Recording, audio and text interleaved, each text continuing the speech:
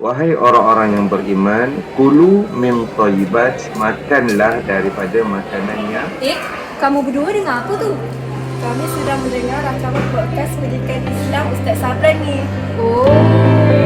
Hai, Assalamualaikum. Saya Nurul Dayana Iman binti Muhammad Yusri. Saya Nur Insyirah binti Muhammad Zamri. Dan saya Nur Kasih Alia binti Aziz Jaafar. Kami kumpulan Simbel dari Sekolah Menengah Kebangsaan Simpang Duru, Kuala Kangsar, Perak akan membentang produk inovasi teknologi pendidikan dalam pembelajaran abad ke-21 bertajuk aplikasi EDU Podcast.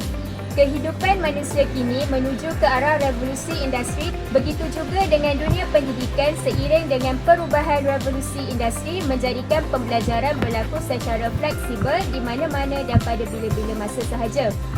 Penggunaan peranti mudah alih seperti telefon pintar menjadi perkara asas dalam kehidupan seharian.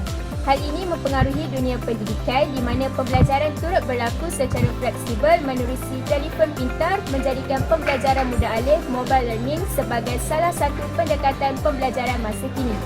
Begitu juga dengan penggunaan podcast dalam pembelajaran di mana murid dapat mengakses pelbagai kandungan audio pembelajaran.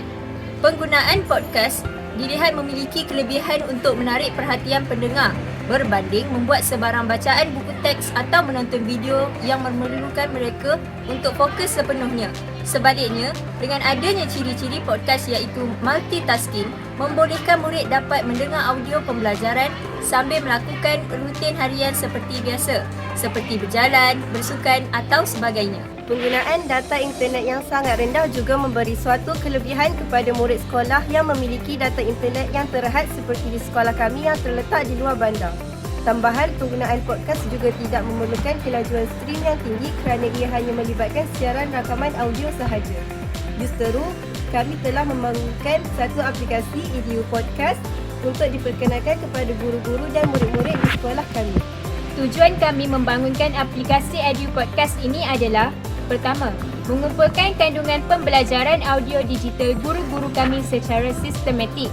Kedua, menjadikan audio digital kandungan pembelajaran dapat diakses secara fleksibel. Dan yang ketiga, untuk membantu murid melaksanakan pembelajaran secara berterusan di luar waktu persekolahan bersama-sama dengan guru dengan penggunaan data yang amat rendah. Hasil inovasi dari aspek reka bentuk, aplikasi yang dibangunkan oleh kami adalah menggunakan sistem pengurusan kandungan atau disebut sebagai CMS, iaitu Content Management System, dan ditempatkan di hosting dengan domain khas yang boleh dicapai menerusi paparan antarmuka di aplikasi telefon. Seterusnya, paparan antarmuka aplikasi Pintar Kuda dibina menggunakan template khas CMS telah kami hasilkan dalam bentuk aplikasi pintar di telefon yang beroperasi menggunakan sistem Android. Setelah siap, aplikasi Edu Podcast ini diperkenalkan kepada para guru dan murid sekolah bagi tujuan maklum balas dan penambahbaikan. Dan kini aplikasi Edu Podcast telah mula diguna pakai bersama-sama para guru dan murid-murid seperti mana senarai mata pelajaran yang boleh anda lihat. Lihat, ini adalah paparan antarmuka aplikasi EDU Podcast 1.0. Menu utama, memaparkan kandungan audio pembelajaran terkini.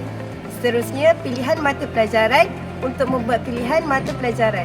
Dan yang terakhir ialah player podcast pembelajaran untuk mendengar audio rakaman pembelajaran. Apa lagi? Muat turun dan pasang segera. Imbas di sini.